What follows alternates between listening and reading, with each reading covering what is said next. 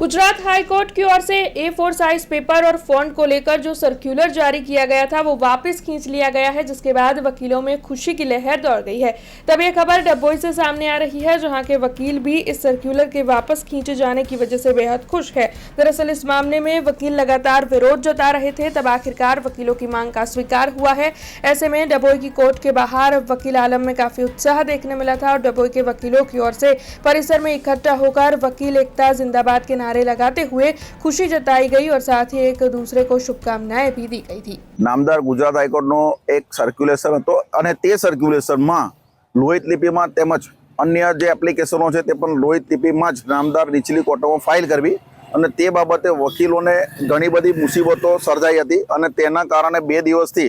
તમામ બાર એસોસિએશનના એડવોકેટો હડતાલ પર ઉતરેલા, પરંતુ નામદાર ગુજરાત હાઈકોર્ટે આ સર્ક્યુલેશનમાં સુધારો કરેલો છે અને જે મુદ્દત માફી રિપોર્ટ છે તેમજ મુદ્દત મેળવવાનો રિપોર્ટ છે, આરોપીનો હાજરી મુક્તિનો જે રિપોર્ટ છે,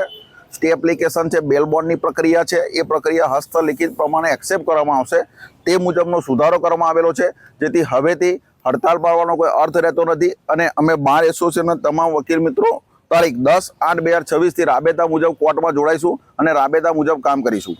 हमसे जुड़े रहने के लिए हमारे YouTube चैनल को सब्सक्राइब करें और नई वीडियो की नोटिफिकेशन के लिए बेल आइकॉन को दबाएं।